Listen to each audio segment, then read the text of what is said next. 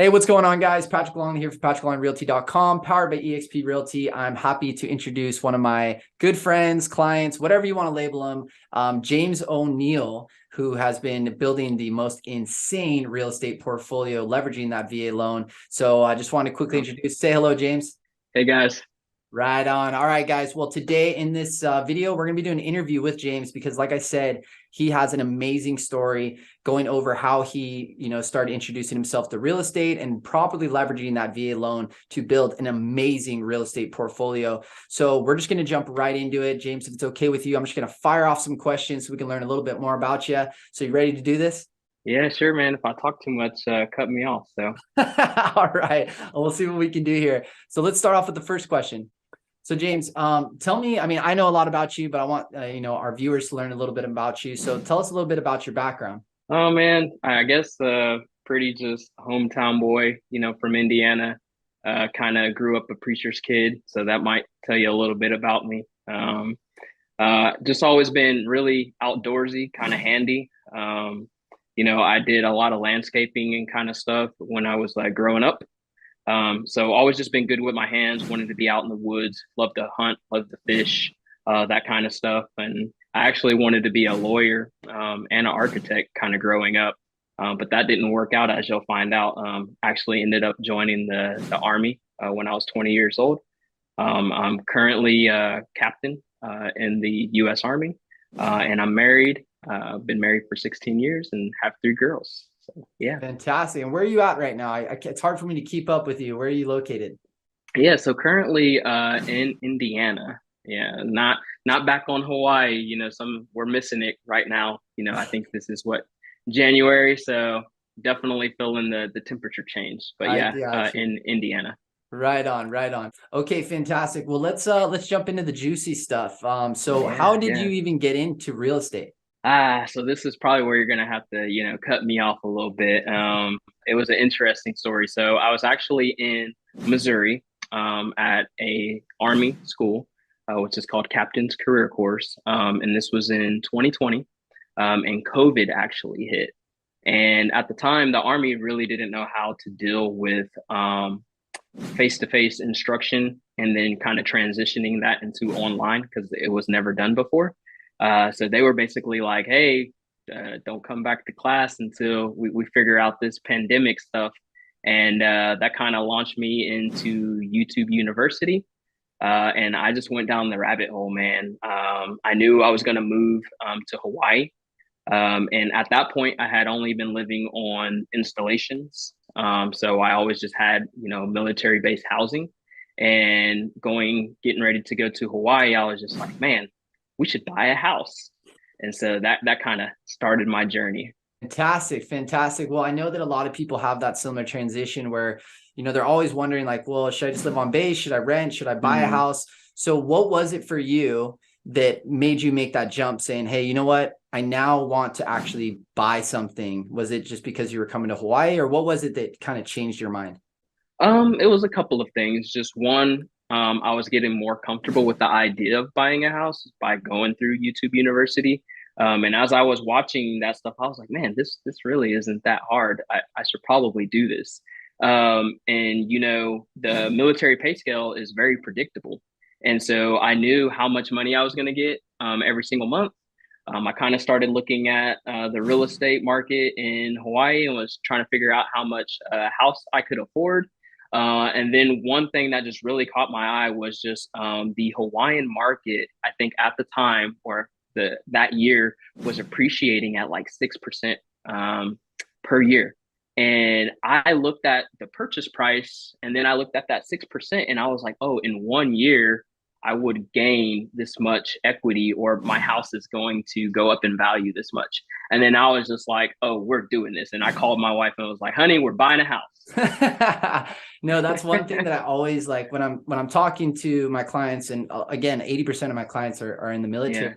That's one thing that they really need to, that's usually the thing that changes their mind is when I explain to them like, hey, listen, you're getting tax-free money from the government where you can go buy yourself a Corvette, which a lot of them do what you want with it, and just rent a place or live on base and not get that money. Or you can take that money and put it into a mortgage and basically create a second job.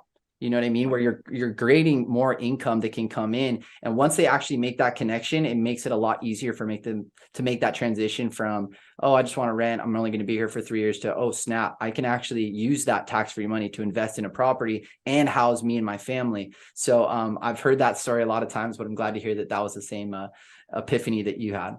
Yeah, man. I mean, when you really just like look at the numbers, it kind of makes sense. Like you could either rent, like you said, or you could buy yourself something with that same amount of money. That's going to basically be like your own savings account by the time you get ready to leave there. So you don't have to keep the house. You could sell it or whatever. You know, you're a realtor and everything. And be like, hey, Patrick, help me buy this. Hey, Patrick, help me sell this. And so there you go. You got like 6% per year, and like that's money in your pocket. So why not? Yeah, no, and just to reiterate that, on average, guys out here in Hawaii, different markets are different. So make sure you talk to a realtor in each different state that you're PCSing to. But out here in Hawaii, on average, 4 to 6% appreciation, and that's over 30 years of data. And as you saw in the last year, we saw somewhere between 12% and 27% appreciation just Oh, in one yeah, year. So it's some been people made out crazy. like bandits. It was absolutely insane. But you wouldn't have been able to cash out on that unless you got Hmm. in on a property. So I'm glad that you did that. And I know that that was like the first thing that really took you off. So let's jump Yeah. into a couple more questions. Okay, so making the step to actually buy a property is one thing, but how did you Hmm. properly learn? I know you said YouTube University, but was there any other resources you used when it came to learning how to properly leverage that VA loan to build a real estate portfolio and doing the renovation stuff? Like, how did you learn about that stuff? So it started from YouTube University, and then it kind of transitioned into some other things. So once I got on YouTube, I started learning a little bit more about the VA loan, and then that kind of ran me into Bigger Pockets. I'm pretty sure maybe a lot of your listeners have heard about that, and if you have heard of real estate, you've probably heard of Bigger Pockets. So then I joined the Bigger Pockets group and community, and kind of just started going through the forums and stuff on there, like asking just multiple questions, reading other people's stories. And I kind of just took all of those things and started putting them together. And, you know, I'm an engineer, I told you, Army engineer. And like the numbers just made sense. And I kind of just charted out the way that I wanted to kind of execute. And then the rest is history from there. I love it. So guys, just to recap, YouTube University, just start geeking out and searching for stuff. You'll probably find me if you're looking for VA Yeah. loans in Hawaii. Definitely check out Bigger Pockets. If you haven't heard of it, it's an amazing resource. They have all kinds of tools, a great community, great people to reach out to. And then also, small shameless plug, if you guys are looking to have an A to Z process when it comes to leveraging that VA loan and building a similar real estate portfolio that James has, I have recently created a course online that I sell. But if you guys comment down below, I'll send it to you for free. 50 plus videos going through the A to Z process when it comes to leveraging that VA loan. So comment down below to get free access to that. So let's move into the next question. Okay, so we kind of learned a little bit about how you got interested into real estate, some of the tools and Mm-hmm. resources. So tell me a little bit about your journey from the first project. And I don't even know how many projects you have now. Is it 8, 9, 10? I can't even keep up anymore. Bring us through that journey.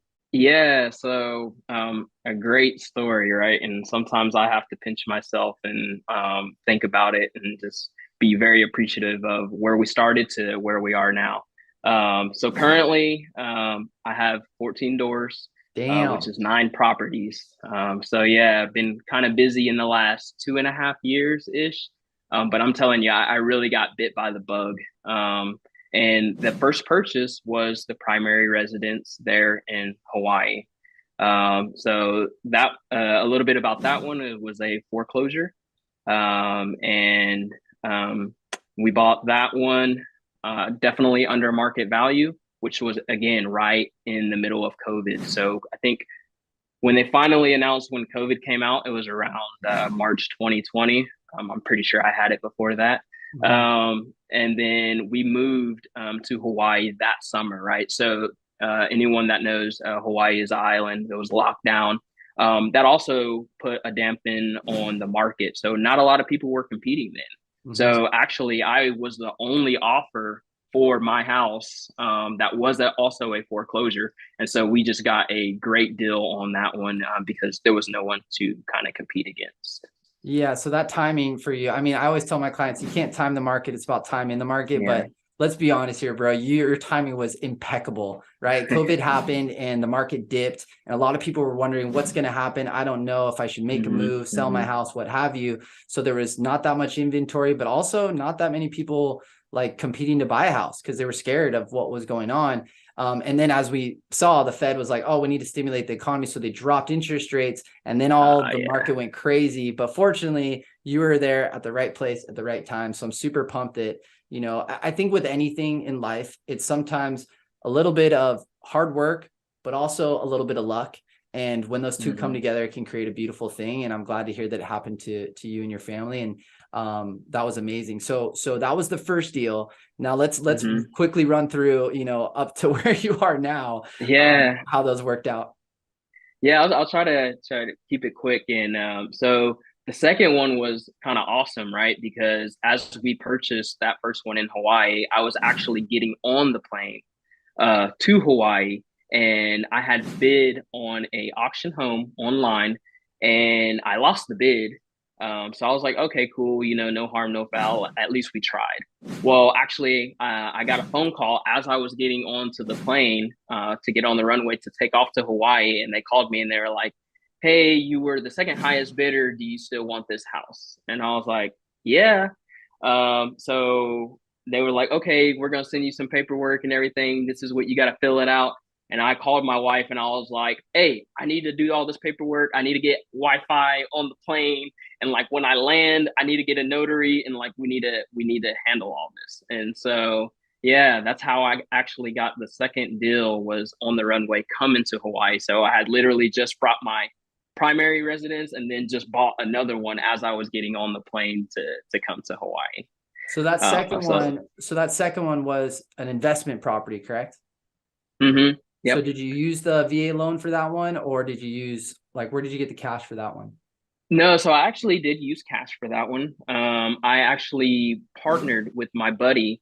We were privates together, and I was like, "Hey, do you want to go half with me on this deal?" They just called me, and so, like I said, I stayed on the phone the whole time on the plane, literally constructing this deal, because I have a hard time saying no to opportunities, right? So I was just like, "I'm gonna figure out how to do this, but we're gonna make a way." And so it ended up working out, man. And that's how we bought our second property, which was an investment property. See, the thing that's amazing about that, guys, is if you're watching this and you haven't purchased a property, the first one is always the hardest because you're over analyzing so much, you get scared. But as soon as you actually getting your feet wet, you start realizing it's not that difficult. It can be extremely fruitful. And another thing is that you can always find money. If you start surrounding yourself with the right people, with the right mindset, you can find money. If the deal's there, the money will come. Right. So I think that that's a beautiful thing, that literally you hadn't even landed yet or even gotten to your place yet, and you're already working on the second deal. And I know that ended, you know, 14, you said 14 doors right now? Yeah. 14 doors in Man. 2.5 years is extremely impressive. And I'm sure that came through a lot of connections, education, but also making that jump and going, okay, I can start doing this, leveraging those other deals. So before we, you know, was there one other deal that was really interesting that you'd want to bring up? Because 14 is a lot to cover. So what was one of the other deals, and what was the number? Which number deal was it? And tell me a little bit about that one. So I guess another one that was pretty good. I would probably have to say Quadplex. So how we got that one was through a property manager. And you know, as we go down, this is number six on the list, so I won't go through all of them. But I had a previous relationship with this property manager. And again, when you know a property manager, she knows a lot of investors, people buying, people selling. So she brought us what was called a pocket listing. And she was like, "Hey, I know that you wanted a multifamily. I have one for you. Would you be interested in it?" And so we put an offer in it. We actually didn't get the offer the first time. Someone else actually put a higher offer than we did, but their financing fell through. And so she called us back and she was like, "Hey, their financing fell through. Do you think you could do this deal?" I was like, "Yep, I think we could do it." And so I called up another Army buddy of mine and was like, "Hey, I got a quadplex. Do you want to go half on this thing with me?" He was like, "Yeah." And so again, we kind of threw the money together, made a strong offer for that. Interest rates were just starting to tick up a little bit. So we purchased it just in time before like the market just went through the roof and interest rates started rising. So that quadplex was a really good one. And I'm a cash flow investor because I invest in Indiana. And so anytime when you can buy four doors at one time, you know, that's just a better return for you because now you only got one roof to repair. You got four tenants who can, you know, pay those costs of your expenses. And so it just comes out to be a great deal for you. That's insane. I love that. I love that. And again, guys, just reiterating, especially if you're in the military, like you are crossing so many paths with so many people who are in similar situations, but sometimes you can't buy it yourself. And I'm actually in a deal right now that I'm looking to purchase with some buddies of mine, which is a duplex. And I wouldn't have been able to do it by myself, but with them, we can make it happen. And the equity was there. So again, guys, if maybe you can't do it yourself, but once you start putting it out in the universe and you start talking and people are interested in it, you can make it happen. And James, you're a perfect example of that. And I love hearing about these amazing stories. So let's get into another one for you. Another question. Okay. So when you were going through, you know, YouTube University, you know, a lot of people talk about everybody's a real estate specialist. Everyone's a real estate specialist. But what were some of the myths that you heard and obviously got debunked that you came across when you were first starting, you know, your YouTube University and getting into real estate? Yeah, so that was interesting. I actually ran into a lot of obstacles with that first VA purchase, which was my primary residence. One of the things is since that was my first home, I actually researched first-time home buyers grants. And at the time, and you know, no one's ever wrong, right? There's always a way to figure it out. And that's one of the things that I would encourage all your listeners to do is just surround yourself with multiple people, right? Just because someone doesn't know if it will work doesn't mean it will not work. That just means they haven't experienced it or they have never done it before. And you'll find a lot of people and agents, right, that just have never done it before, but it doesn't mean it's impossible. So just keep searching for those answers. And then where there's a will, there's a way, right? So with that first one, we actually put a grant because I was a first-time home buyer with my VA loan, right, which is 0% down, which was actually able to cover my closing costs. So you can couple all of those things together just to make a sweet deal, and you can see why that first deal just kind of sent me to the moon because we just did so many different cool and crazy things with that first deal. Another thing, myth with the VA loan, or that has changed. At the time in 2020, you could not pay for a termite inspection. Right. So when you're getting a VA loan, they won't allow you to cover the cost for the termite inspection. Well, if you remember, I said this was a foreclosure, right? So the bank already did not want to like ante up and pay any more money that they had out of their pocket because they were already on the losing end of that. And then the VA would not let me, the buyer, pay for it. So what I did is I negotiated with our mortgage lender for him to cover the termite inspections with the mortgage lender credits. So again, where there's a will, there's a way. One of the other things that we also added into that deal was the VA funding fee, right? So when you're getting a VA loan, there's a funding fee that's associated with your home. And my wife is actually a veteran, and she is VA disabled.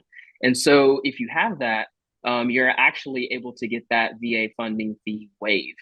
So she was the primary person on the application so that we could use her VA loan, which I have my own VA loan, so we have two. Then we waived that VA funding fee, and then the seller credits or the mortgage credits covered our termite inspection. And then the last thing was we worked with our realtor because, again, it was a foreclosure. So normally each agent gets 3%, right, or 6%. And so with it being the foreclosure, we had to actually negotiate 3%, which meant 1.5% for the selling and buying agent. So a lot to unpack in there. Yeah. So guys, just to recap that, everything's negotiable, right? And if you don't have the answer, somebody does. If the person you're talking to right in front of you doesn't have the answer, then it's okay to look in other angles, other resources, and make phone calls. So that is definitely a proof of concept that, you know, you didn't stop at the first door, you kept banging on other doors till you got the answer. So that's amazing. All right, so we heard about a lot of creative solutions you had. Out of all the projects you had, was there one? I mean, I can't imagine they were all perfect, right? So was there any project that has been extremely challenging for you, either currently or in the past? And tell us a little bit about that project. Yeah, so challenging project. I actually have one that I'm working on now that was a challenge. So to start off, I was brought this deal by a wholesaler. So, you know, if you're not familiar with wholesalers, you can kind of do YouTube University and find out what wholesaling is. So a deal was brought to me by a wholesaler, and he had it under contract, but he couldn't execute on that contract. Well, I'm from Indiana. The property was in Indiana. So I actually went to drive to the property and I met the owner.